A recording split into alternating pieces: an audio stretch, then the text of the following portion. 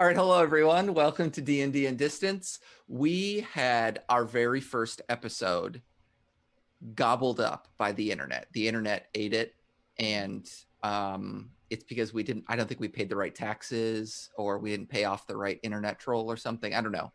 But it was devoured by the internet. So we are making this recap video as a way to onboard you onto our fun, only slightly murderous storyline here.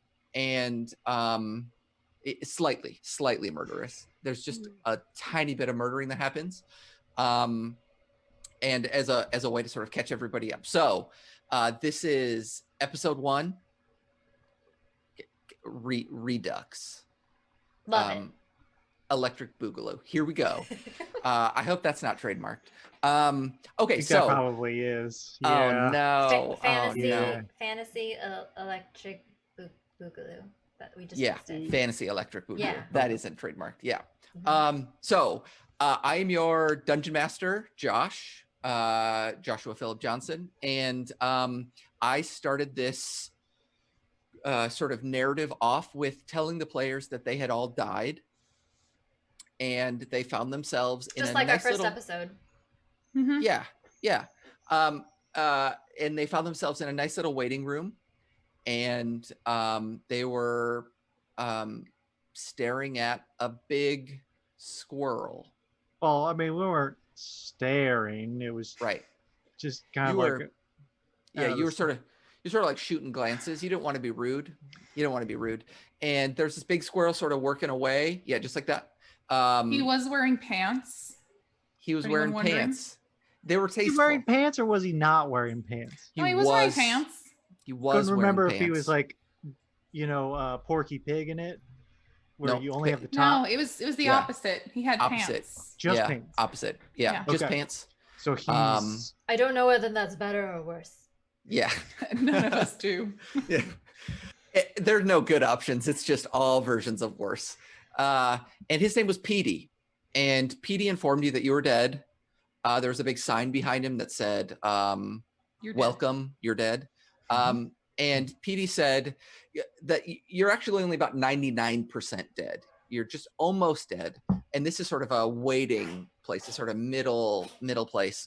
But that he had sort of a special job for you all. He explained that the way that this sort of weird little interstitial almost dead world works is it's mostly run by a kind of douchebaggy guy named the Sorcerer King of the Libraries. But way on the other end of it is a castle that holds a person called the Empress. And if you could make it all the way to the Empress's castle, that would do some good for this place. And it also might allow you to get back up into the world of the living, that maybe the Empress could sort of help you out. And there was a point of order that, not everybody was trying to get back, because we may have left some bridges burned. Baggage. Would be a good way to put it. That's right. Yeah. Some of you are bringing some extra baggage. Some of you are not. But importantly, none of you could remember your whole lives. You had little fragments of things, and you each had an item that you found in your pocket. But you couldn't remember your whole lives. It was sort of a fragmented sort of situation. And so Petey told you all that, and he was going to tell you a whole bunch more, but you all decided to just sort of rush on ahead and just move right on through.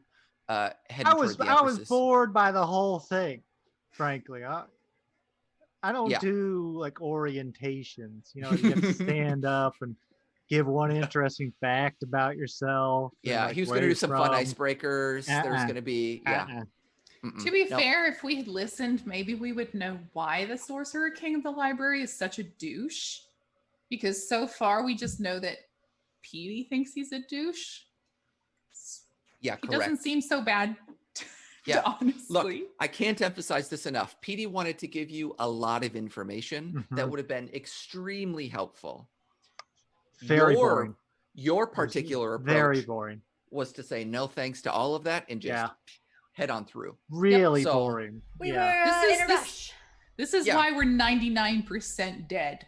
Listen, I don't read the terms and conditions to my iTunes updates. You just either, click okay? accept. You just click accept. Yep, that's right. And Tim Apple gets all your money. Yep. So you head right on past, right on through, and you find yourself in a little tunnel that split apart into several other smaller tunnels. And through those tunnels, there were like different sort of like biospheres or like different environments. And standing in between you and these tunnels was a big, beautiful, golden-haired man with eyes that were just warm and lovely and kind, and he had a smile that could light up a room. And muscles that were smaller than mine. Well, they were burly and beefy. Look, we're not, this doesn't have to be a size comparison thing, but he had muscles, a lot of muscles. And what you all decided to do was to take this very nice, wonderful man who just wanted to sort of see what you were up to and where you were going and just kind of beat the piss out of him. No, he wanted to fight. He wanted to fight. He wanted to look. He just wanted to test. He just wanted to give you a little test to see if you were up to snuff. Mm-hmm. Not a fight so much as a little skirmish or a little. I mean, what is a test but a fight to prove yourself better? I mean, really. Potato, right? As you'll recall, we gave him a little bit of the rope-a-dope, and honestly, Crumb just kind of started to wrestle him. I grappled him. Yeah. This is maybe, I think this fight in some ways really exemplified your individual characters. So why don't we go sort of person to person, and you can introduce your character, and if you remember, you can sort of tell us what you did during that fight, because I feel like what each of you did is a pretty choice representation of your character. Really revealed sort of who you are. So yeah, whoever wants to go first, why don't we have I don't know. Crumb, why don't you go first? Dan, you can introduce yourself and then your character and talk a little bit about the shitty thing you did during this fight. Well, I've done so many shitty things. It just doesn't stand out. Okay, so I'm Dan. I don't know. When I introduced myself, I don't know why I said my middle name. It just happened. I said, I'm Joshua Philip Johnson. Is if somebody was like, cover. Yeah, it's on the book cover. This is your persona. This is. So you have to just. Cover. I guess so. All I'm saying is you don't have to tell us that your middle name is Emmerich or whatever it is. I don't know. I'm going to tell you my middle name. Okay. I would love. All right. Here we go. All right. You want to know? Yeah. Well, we can start with Farah then. If we're... Zero. 0. Wait. 5 5 5 5 5 5 5 5 5. Yeah, 5 5 5 5 5. It's just fives. It's a lot of fives. Just toss in some fives. All right, so Dan, go ahead. Yes. Where was I? You were grappling and wrestling. Oh, yep. Introducing your character and talking about all the grappling and the wrestling. Yep. So Dan's not really that important. He's really got nothing going on. You, and by you I mean Mr. You Crumbum. YEWU. Yeah. And that's because I am a Furbolg, people of the forest, real crunchy, real granola-y. Her suit. Yeah. Those kinds of big words. Hairy, big old hairy guy. Yeah. Mm-hmm. Whenever I wander into what people call like a town, I come out of my natural habitat. People are always like, hey, you, and I'm like, oh, well, I guess I'll go by that.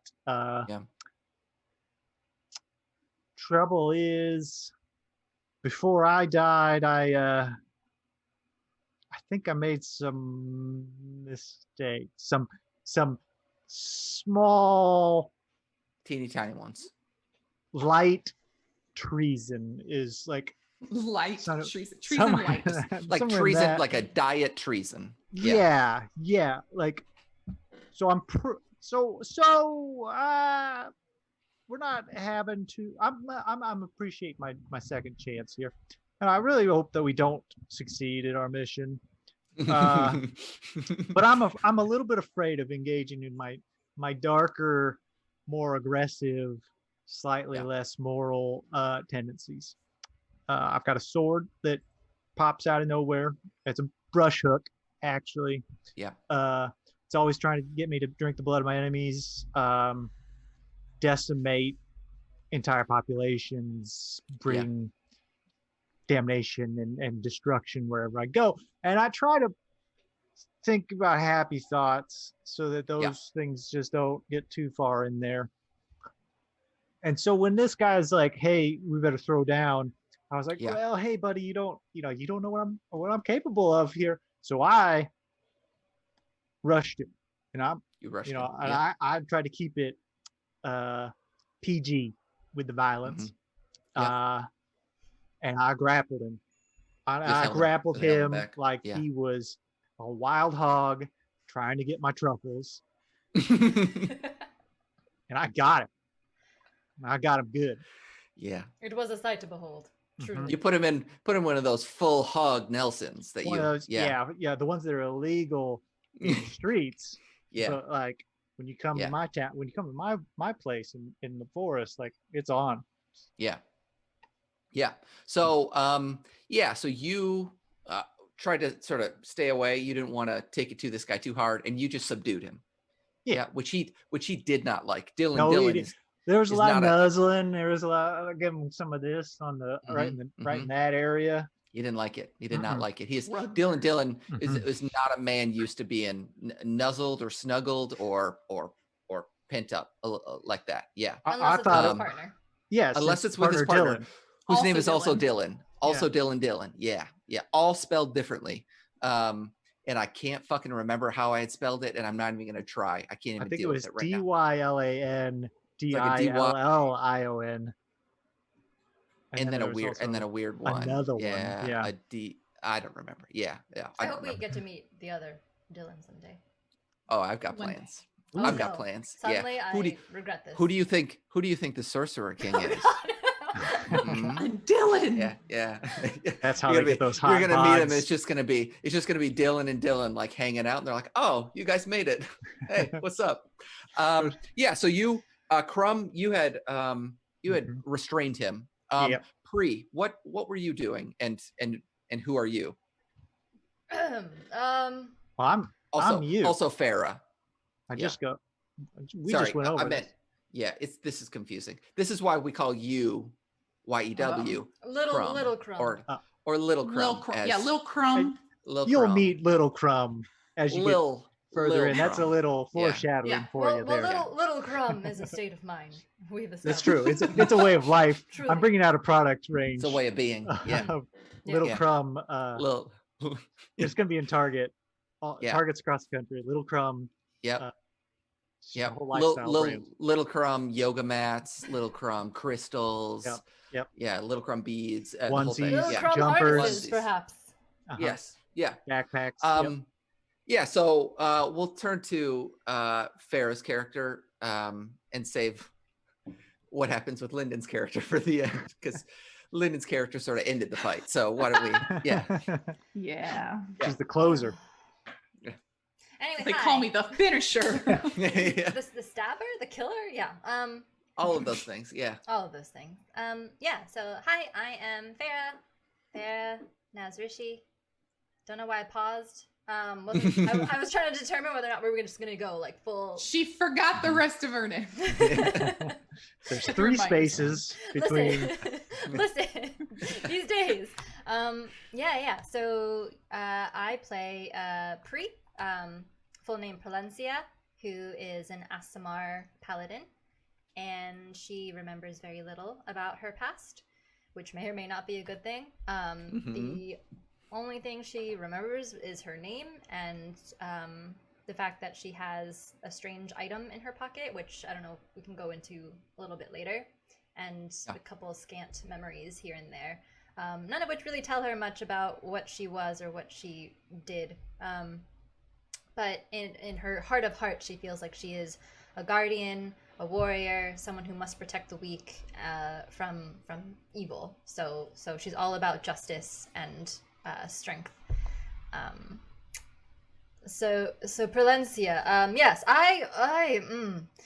the problem is I've battled so many warriors. I can't quite remember.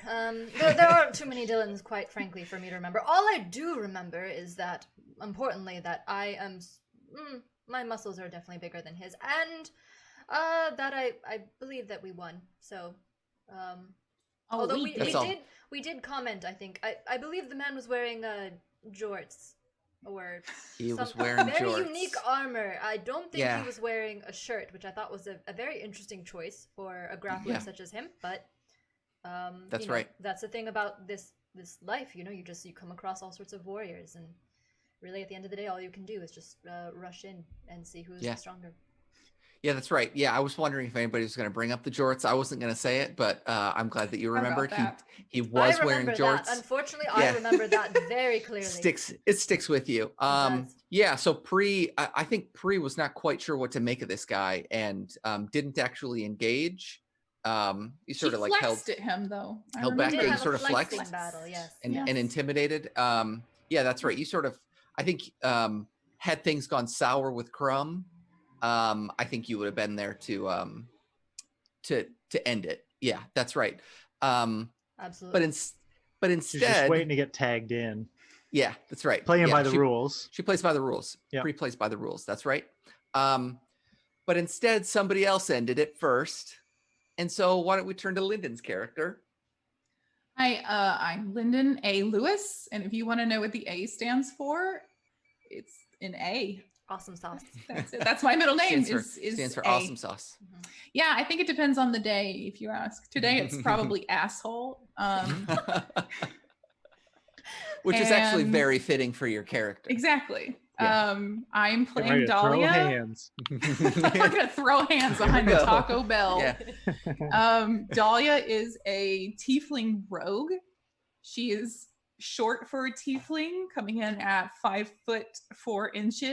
The only tiefling in any party ever who is the shortest of everybody. Yeah. Ever. It's the only time it's ever happened. She probably gets one of the inches off of the horns that she has.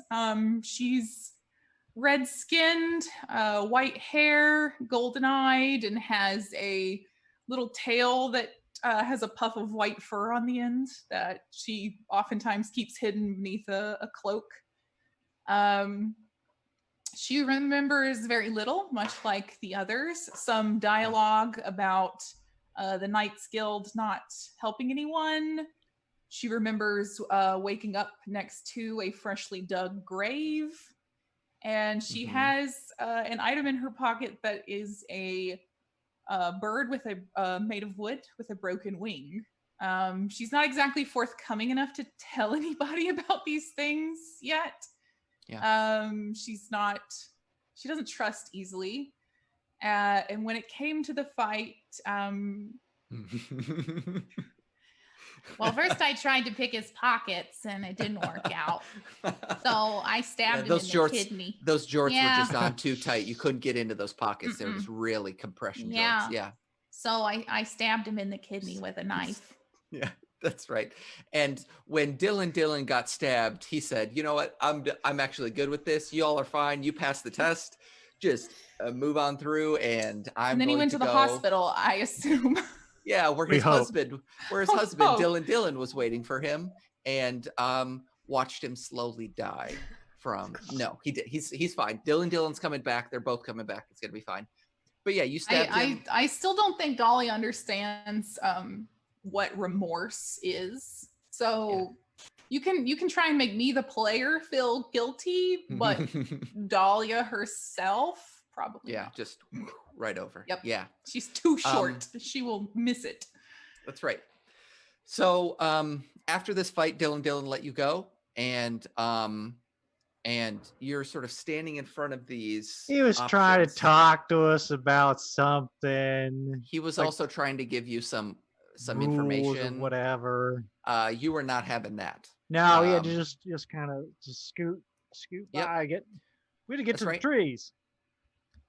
Yeah, so one of the tunnels had trees that you could see. It looked just like you're sort of coming out sort of like mid canopy in these like huge trees, and Crumb went for it without really pausing. He does that.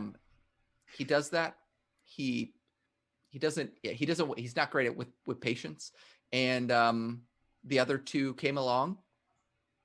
And the last thing that we saw in that first episode was a big old bird, like a big parrot, like a person-sized parrot, land in front of But you. it was like a group of them. It was like Yeah, multiple. several like, behind. I don't know what the term is for a group of parrots, but I think this one in particular was called a bling of parrots. A bling of parrots. Yeah. Yeah. This parrot true. sort of flared out his wings, and he had like a bunch of jewels like sewn into them. Mhm. Bejeweled, bedazzled. That's bejeweled. It was bedazzled. It was amazing. And he stopped you, him and his gang, his flyboys. And that's where we ended that first episode. So obviously everyone's hooked now. You're all hooked. You got to know what happens with those parrots. Get ready to binge. Yeah, Got a binge few it all. episodes ready for you. Yep, that's right. So you can find us all on Twitter, but you can find the DnDnDistance account on Twitter. It's at DnDnDnDistance. We are on YouTube. What is our YouTube? Fairy, you know what the well, if you go to the Twitter account, it has a link to the YouTube account, Okay, which perfect. I thought would just be something convenient, like YouTube/DnDnDistance, but actually it's a series of numbers and random letters and exclamation points here and there. So I was like, okay, that's just how YouTube rolls, maybe. And it is a code.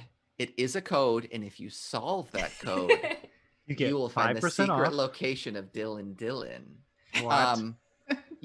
No one wants that. Right. No one wants it. No. Dahlia wants that. Go check out all of our episodes.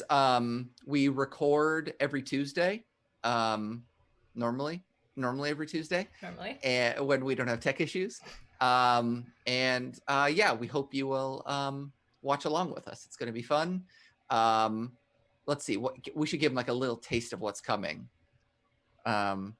Violence. More stabbing. Plenty of stabbing. Dahlia does a lot of stabbing. There's a lot of stabs that she does. Moderate amount of stabbing. Light treason. A very cute healing. A lot of that. A lot of cute healer children. Mm-hmm. And by that I mean one. Milkshakes. Milkshakes. There are some milkshakes. Yeah. Kick flips. And a lot of fantasy Fanta for some reason. Yeah, fantasy Fanta. Yeah, attempted kick flips. Lots of kick flips. Yes. It's like Tony Hawk's pro skater for like 5 episodes. It's like beating Tony up Hawk's Chads.